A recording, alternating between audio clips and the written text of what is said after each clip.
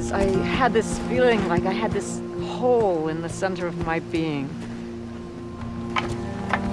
Nothing filled that hole until finally when I came out into nature and the forest saved my life.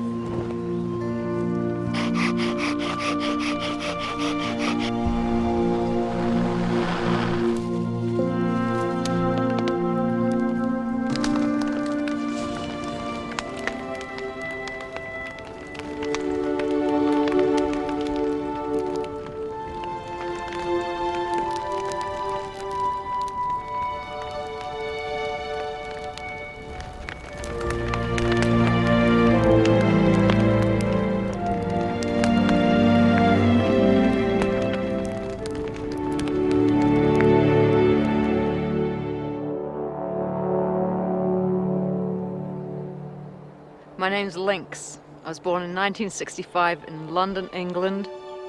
At about age 12, I started to question what was the purpose in being alive on this earth.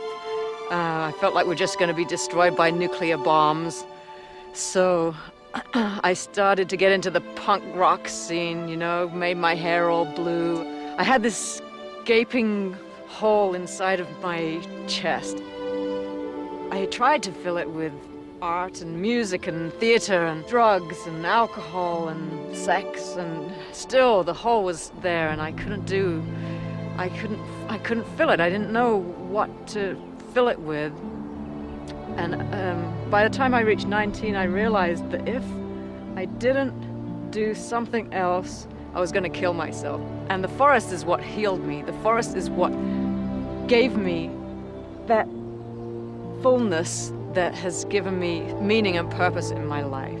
And I made a commitment at that point that I wanted to live lightly on the earth, low impact, and I wanted to be able to share that with people. So that was kind of the beginning. 10 years ago, I started the Four Seasons Prehistoric Projects to take people out into the wilderness for an extended period of time. A total immersion without tents, sleeping bags, matches, or metal. Nothing from the modern world. But before this, for 4 months, I have to teach them how to rely on nature only for their survival. Okay, we want to cut around like this and go all the way in. Kind of cut from here and start cutting in toward the spine. Start here? Yeah. It'll work, or otherwise we might need another blade. Let me try that second one. You see, maybe you just need to work more like a saw. It's this outside stuff that is kind of hard to get started, but once you get into it, all right. Sometimes I'll separate jerky into sinewy jerky and clean jerky. Once you got your piece cleaned up pretty nice, to make actual jerky out of it, you want to go about, you want to be as thin as possible with a stone blade. My name is Robin Bliss Wagner. I'm 27 years old. There was a time a few years ago when I was doing all kinds of things to make money because I thought I really had to make money, and I wasn't really happy with the work that I was doing. So I would like to start. Coming here is like coming to learn from a master, and I'm hoping that I can learn as much as possible in these months ahead.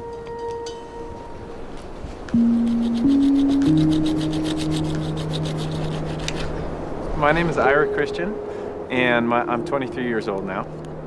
I expect to be cold. I expect to be hungry. I expect to feel really connected to the people that I'm with and to the place that I am. And to feel alive is what I'm looking for, I guess. My name's Danielle. I grew up in Vancouver, BC, and I'm 22 years old. I guess I'm after a really deep understanding of place and how to live somewhere. And not necessarily because I want to live this primitive lifestyle, you know, my whole life, just because I want to see it and try it. It's not like I'm against the civilized world or anything along those lines. I don't think that there's a right way to live. This is just something that I'm exploring right now. This class, I want to call it listening to the rocks. I'm not really so interested in learning what we as a species have named everything around us. I'm more interested in hearing directly from the things in our environment what they have to teach us. Density and sharpness and high pitch, they do tell us something, and it sounds like you learned already what that means. The higher the pitch, the sharper the edge. I want everybody to go find a rock with a sharp edge like this, of a fairly smooth consistency, and create what we call a discoidal blade. Look out. There, that was a good one. The rocks are the bones of the earth. The rocks have their voices and they're talking to us.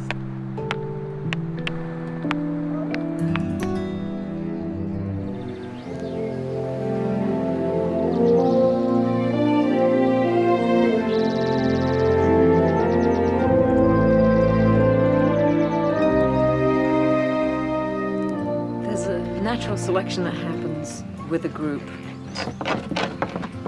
Since we started, such a lot has changed. Of that initial group, half of them left within 1 month.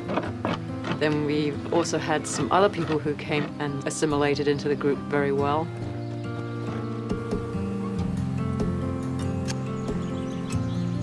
People leave for a variety of different reasons. Sometimes it pushes people's comfort levels to a place that they don't want to go, and not just on a physical way, mentally and emotionally. Sometimes people are forced to look inside of themselves, and maybe they're not willing to really go to where it's going to bring them. You have to commit 100% to this to make it actually work.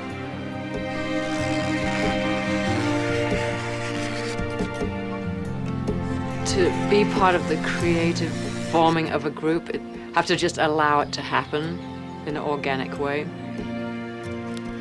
And that's what's happened. This group has become very close, and I adore them. They're like my family right now.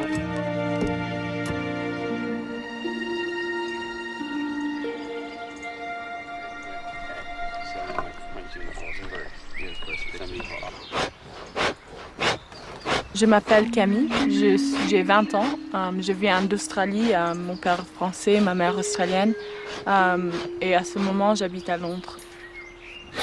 I've been there studying fine art, which has been particularly interesting, and through this course I started to learn that I wanted to be more in tune with my feelings and emotions. Arriving here, the first week I felt very uncomfortable. Going into the wild with everything that you've made yourself and being hungry and probably being cold. Yes, I was very nervous, but over time your body becomes attuned to these things. And I'm really hoping that when I do go back to London, that I can take these lessons that I've learned and really apply them to what I'm doing there. I think there's a lot of reasons why I came here. A lot of it, I think, is to learn. I'm Jemiah, I'm 16, and I come from a small town in Northern California called Ukiah. Growing up, homeschooled, and just being exposed to nature, and I feel like it's made me care more about the effects that I have on nature.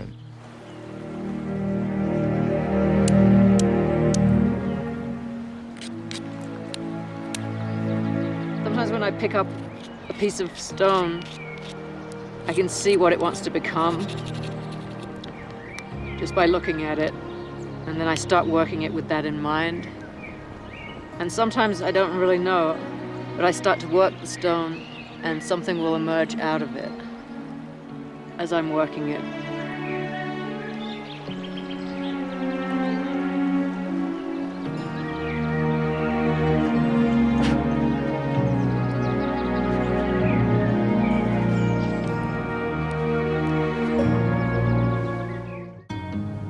As far as wearing more masks than you would be living in a city or something, you don't have the opportunity here because we live too closely together. You can't really hide anything. And I think that's part of the beauty of it, is that you learn to be a lot more comfortable with yourself, because you can't lie about who you are. Everyone can just see right through it. And the strength that comes out of a group that is comfortable with that and knows that is pretty incredible. We're leaving in the morning. So after 4 months of preparation, we go time traveling. And that's when we leave behind all the modern stuff. We leave metals, we leave glass, plastics, cloth, and we replace those elements with stone, bone, wood, skin, and go out there with just the things that we've made.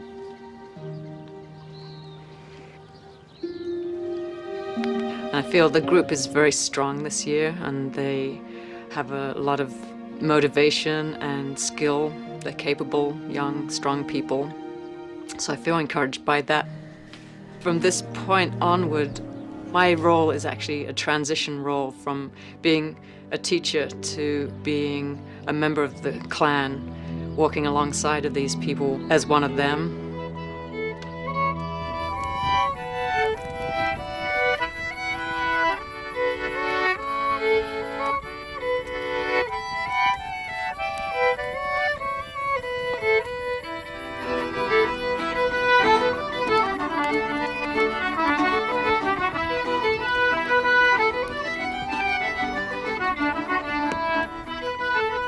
Your eyebrows or all your hair. So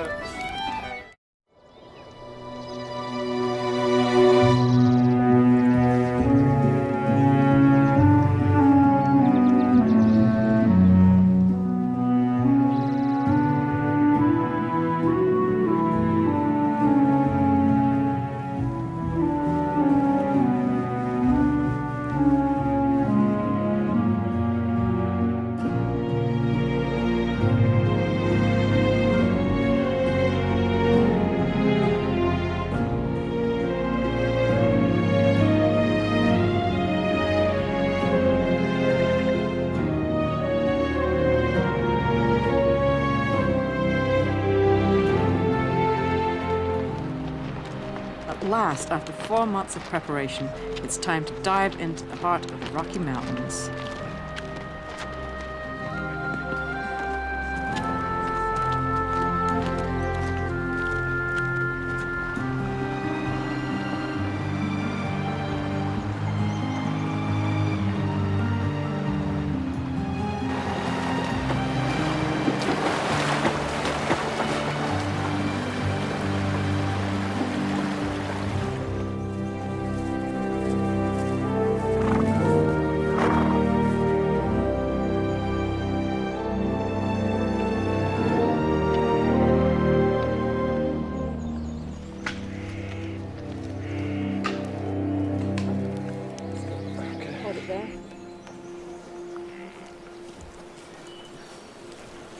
Apparently it's better cooked.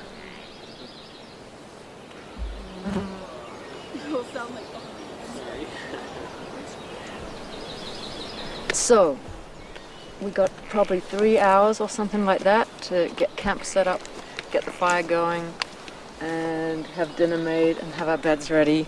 No more flashlights. We're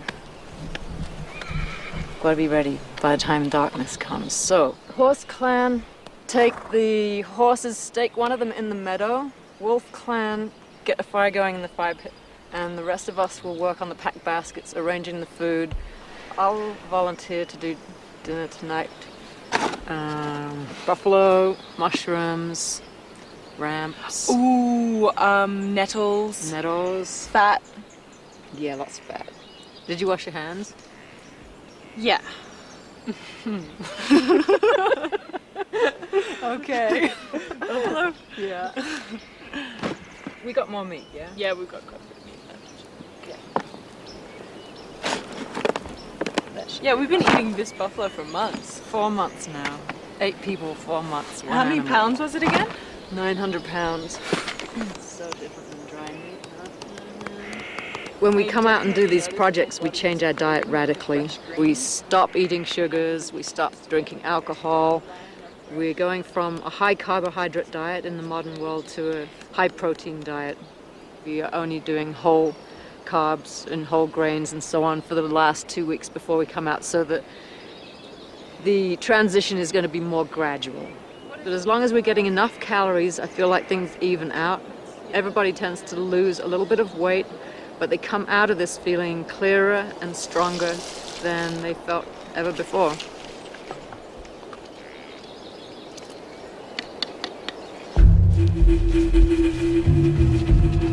I started long distance running when I was about 20.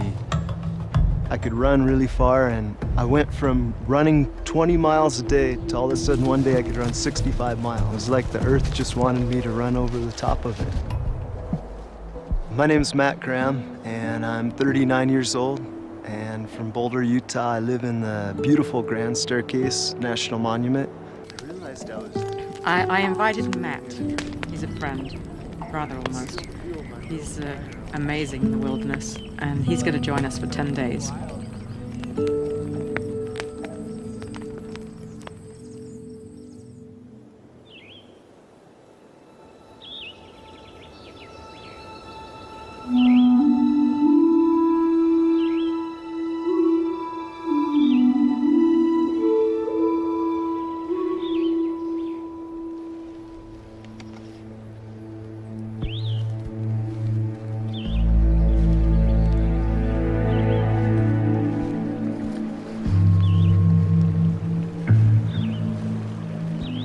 The atlatl, it's been around for at least 10,000 years from our archaeological records. So it predates the bow and arrow on all continents.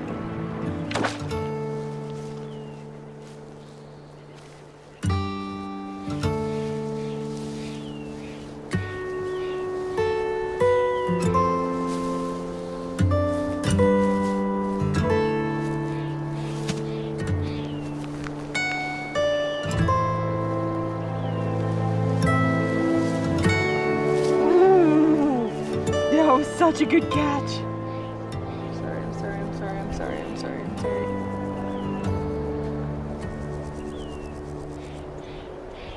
I would not make a good hunter. Why not? When you have something like right in your hands and you feel a life force leaving it, it's such an incredible feeling, and I don't know, there's a bigger sense of responsibility somehow, I think. It's one thing with these little insects, but when you see the big brown eyes of something looking at you and you watch its life disappear and feel its spirit flying, it's a whole different story. If you go into a supermarket and you look at all those pre-packaged things wrapped up, you're not looking at them and thinking about them being a living animal. It gives you a whole different relationship, and I think it gives people a lot more respect when they actually take life themselves. You know, we have a story. When you think about all the things that have fed us and what it was that fed them. The fish will feed from the grasshoppers, and the grasshoppers are feeding from whatever it is they eat in the grass here. It's like all those elemental forces then somehow become connected and part of our bodies in a way that we can understand.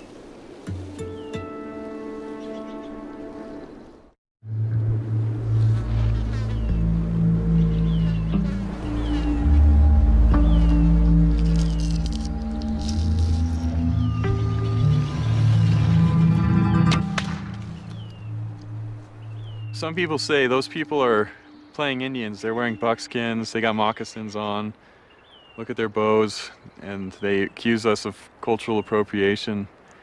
And I can't help thinking about our ancestors from Europe or any other continent where everybody had a bow, everybody made friction fire somewhere far enough back. If you go enough years, these skills are universal, everybody did it.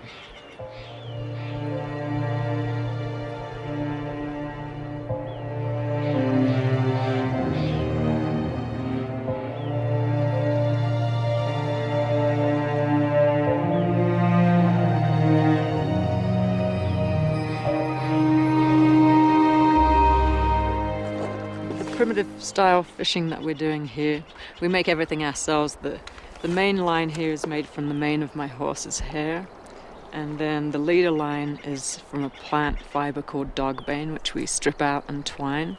We've been using horseflies and grasshoppers for bait. The hooks are made from the buffalo bone that we processed this spring.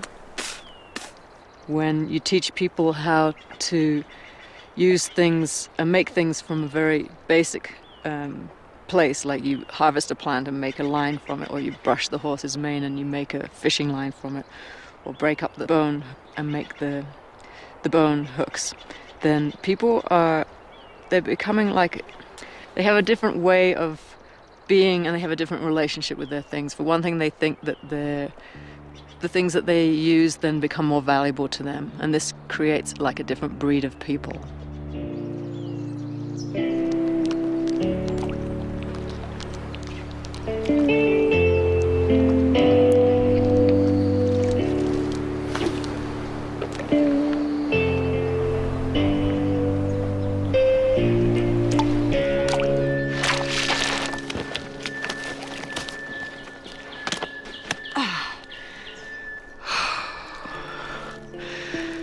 Thank you, friend. Thank you for your life.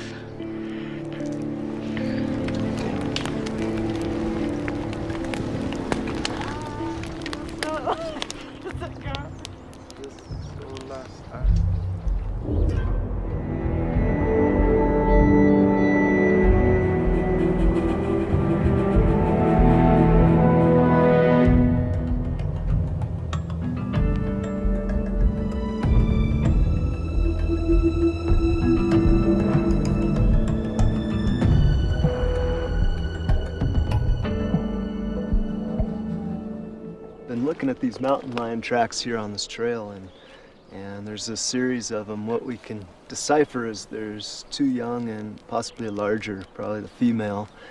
And what we're looking at here, we're looking at a track that it looks like when it hit like this and twisted a little bit this way and pushed off, giving a deep edge over here. Most of them have a very distinct leading toe on them, and then the other two toes come off to the side like this, and then the other toes here, and the typical 3 lobes in the back. And cats usually don't register their claws unless they're in muddy soil or they're about ready to pounce on an animal. A lot of times they'll pop them out for extra traction to get in there.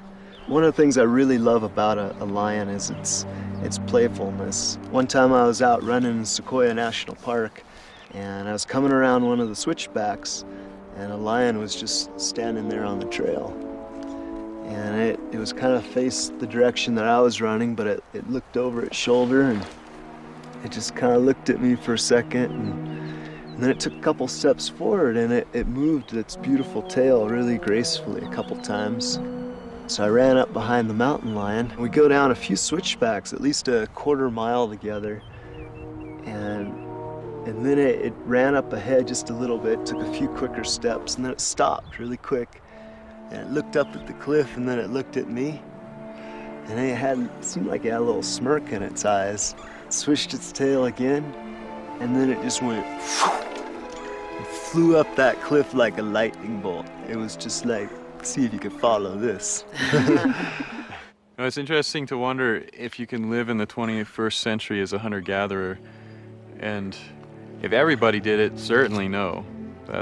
I'm pretty sure of that. We are already so scarce on resources. The knowledge that our ancestors had for how to live on and with the earth, much of that knowledge has been lost.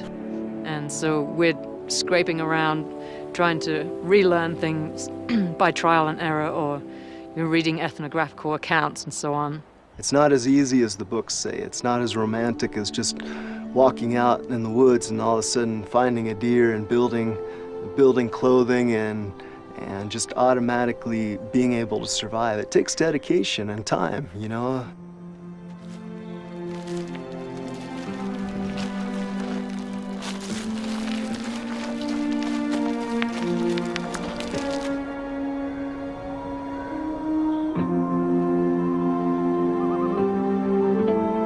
Let's see, I guess that's the ravine we fall up to Quicksand Meadow. And then that pass must be Goat Lake and Island Lake, and then we'll head up there for our next fishing trip for a few days. Go and the real high rocky stuff.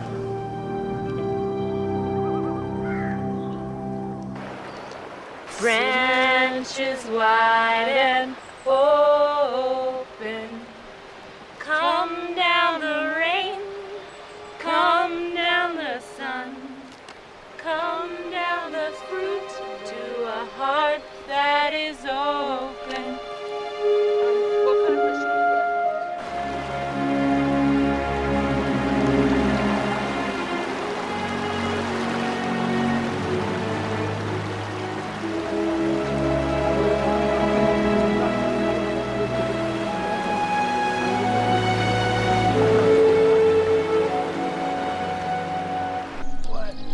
It's really for me. Well, it's in honor of your feast. Wow. Oh, it's so beautiful. It's really hard to leave. I want to see this berry group do another hunter-gatherer trip together. Matt, he embodies, I think, more of the wild than any other human being I've ever met.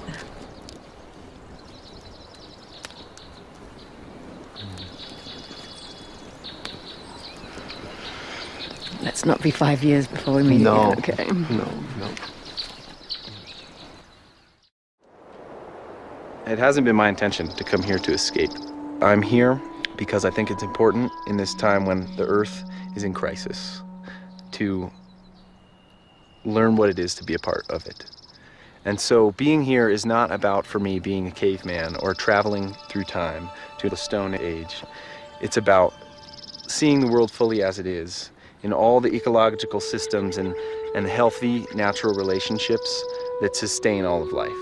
And my interest is in learning how healthy communities work and bringing that inspiration and knowledge to my community at home and throughout the world.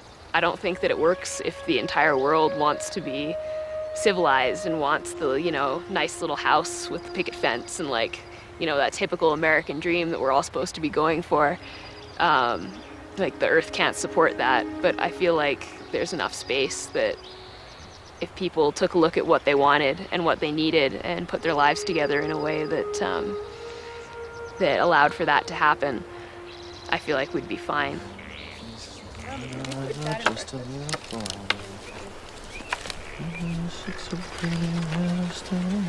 going back to the shelter. Don't press me. Yeah, that's it.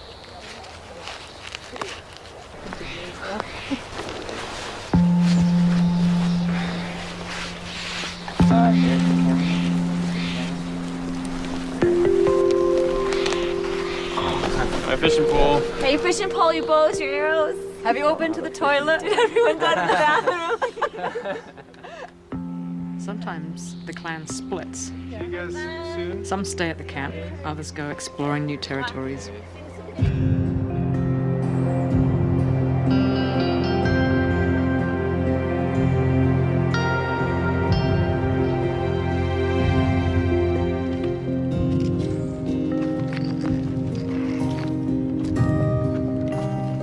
Jen, let me take your boat. Oh, thanks, man. Oh, boy.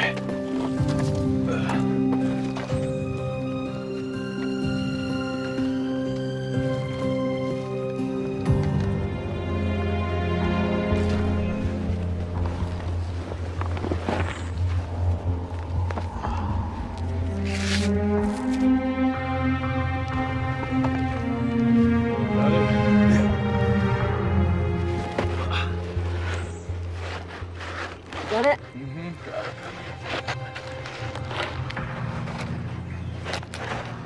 Big one.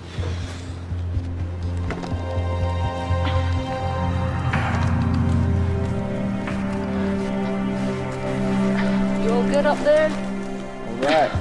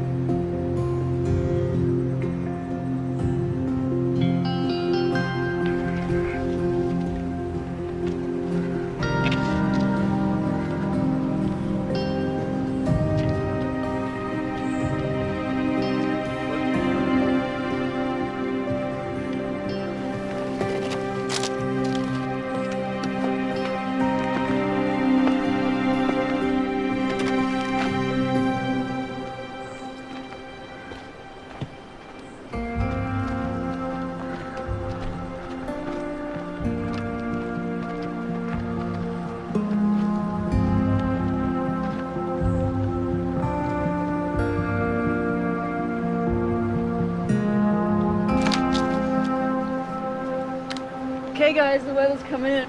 This tree probably would be pretty good for cover if we can keep everything under here. Kevy's got the fire going over here. Alright, here's our firewood. What about the dinner? Okay, good, thanks. Yeah, let's make this really big. Should we put a rock wall around this? We can put some down on the downside. I'll just put this right on top of there. I don't know, I need to take a look. Oh, that's right.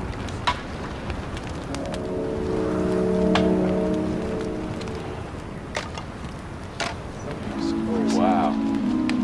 Just to go to the fire. All right, good. That's where I'm sleeping tonight. One's there.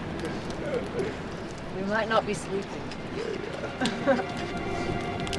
Well, when the wind was blowing from the east, they are. Yeah. okay. It's shifting back over. I don't think we're gonna get a super strong storm. What was in the dinner, Jim? It's just wild rice, the buffalo meat, Saskatoon patties, and wild rams. Oh yeah, rams. This was secret ingredient. You threw a whole lot of fat in there as well, didn't you? Oh yeah. And some salt. Yeah, and a little salt. Really tasty. Yeah, that's got that just amazing creamy, fatty rice goodness, man. It's such a good one. Yeah. I definitely noticed that my body's craving salt and fat. And the two main things, it seems like. Mine's just avocado. Jim, this meal's awesome, but I can't help dreaming about my grandma's apple pie, man. Just all like crispy, lard crust full of apples and cinnamon, and she puts like a dab of butter in, and just enough sugar for the flavor.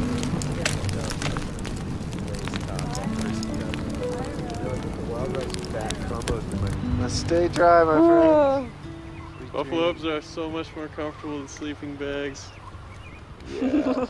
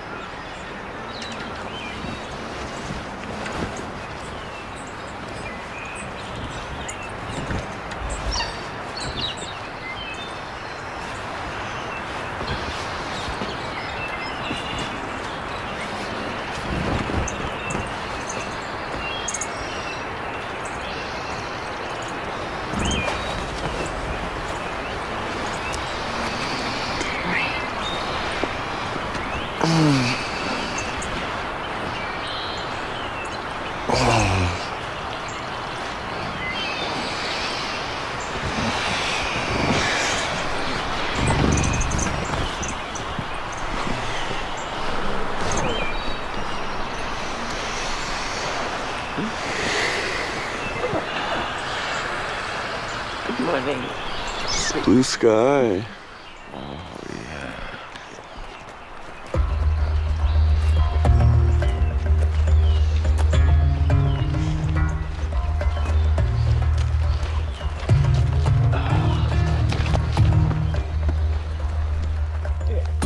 Pine nuts are a great source of protein.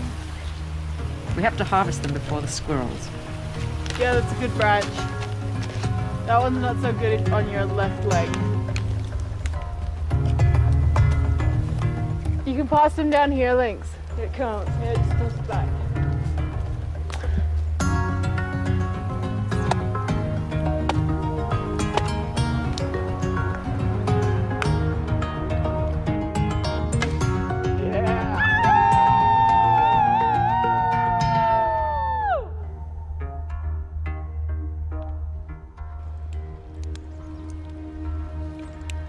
I learned what it feels like to be part of a tribe, living out on the land, eating wild food, making music together and roaming the land, wearing buckskins, sleeping in buffalo robes, shooting bows that we made ourselves, eating food that we hunted and gathered ourselves.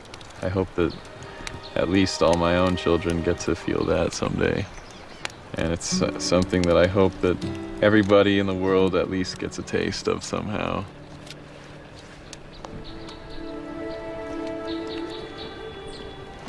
I wanted to learn about real life. I wanted to learn, yeah, how to be a human being, I suppose, with the earth, and I feel like I've learned quite a bit about all those things.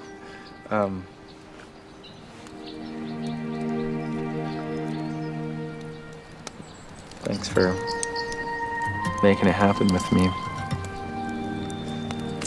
helping me be where I am today. When we have a vision or a dream, and sometimes we need flexibility or perseverance and patience to keep going with it. But I believe that I've learned finally that we can create, we can manifest our desires. And that's been a very empowering part of this project for me.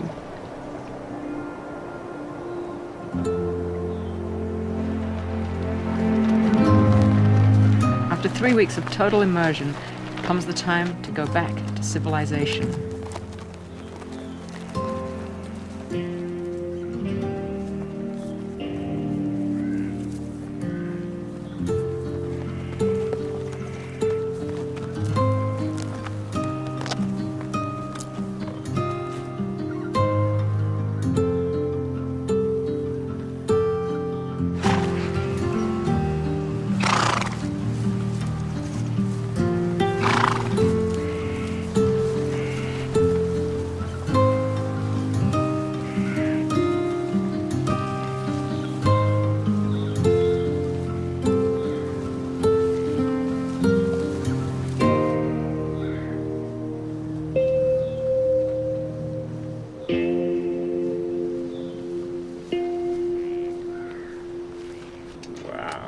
Fresh avocado. This is incredible. Okay, just watch for little bones. I don't want you to choke. That is incredible.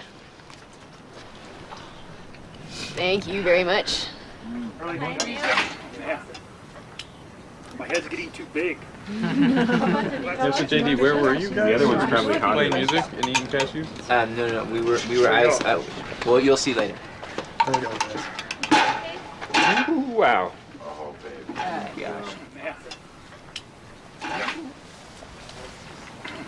That's done. I like it. But actually, no, that stuff is actually... As I began to think, I began to imagine myself back in London. You know, living the life that I used to lead, going to school, taking the tube, going to work, going to the supermarket, buying my broccoli and my carrots already chopped up in a little plastic bag, and then getting home and just eating them like that. Everything just ready, prepared, not even knowing where these vegetables come from. You know, playing around on my iPhone, having internet, having everything, having the latest gadget, having the latest trend, having so many clothes that I can't even decide what to wear in the morning. Spending so much time in front of the mirror and so much time drinking and experimenting with drugs so that I can kind of find a way to interact with people in maybe a more exciting or more interesting way. And I realized that I was just wasting so much time. I don't want to read someone else's story. I want to create my own story. And I want it to be the best story it can be. And that's not going to be done sitting in a classroom, listening to other people telling me what I should and shouldn't do, or what is right and wrong, or what concepts are stronger than others, or... Whew. It just doesn't make sense to me anymore. My plan is to travel the world, experience everything that I want to experience, go on some crazy adventures, but mainly have this focus on permaculture and a good, sustainable way of life.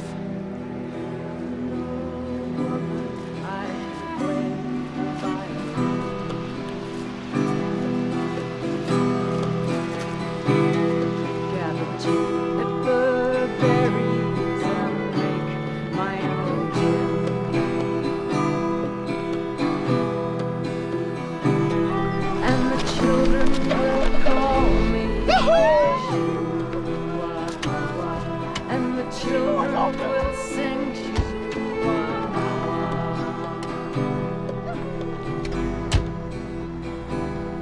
When I am an old woman, I shall ride a gray mare.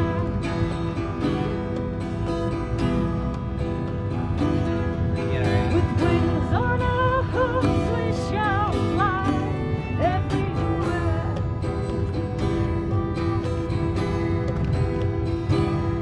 And the wind, it will whisper, Shua-awa. And the wind, it will sing, Shua-awa. La, la, la, la, la, la.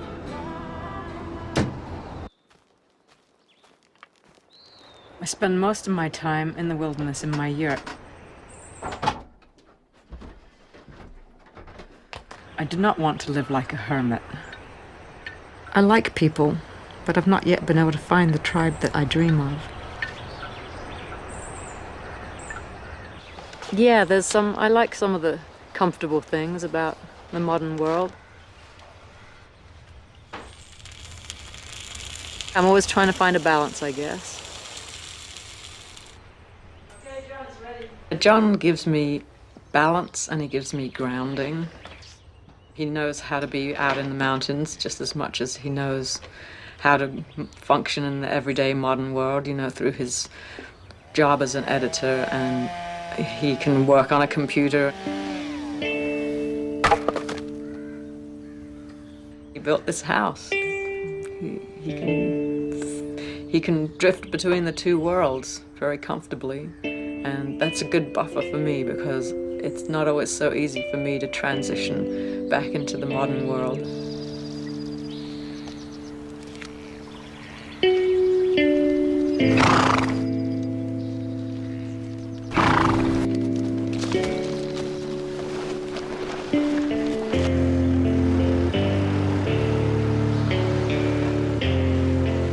I don't know that I'm not part of the problem. I think we're all, as long as I'm still doing something that's, you know, my conscience doesn't always sit right with me when I travel in a car or fly in a jet. I'm part of the problem, yes. Part of the solution, am I part of the solution? Yeah, we can all be part of the solution too. It's about being conscious and learning to live in a good way and teaching other people, being a good example. Sometimes I'm part of the problem, sometimes I'm part of the solution. I'm going to work on the solutions.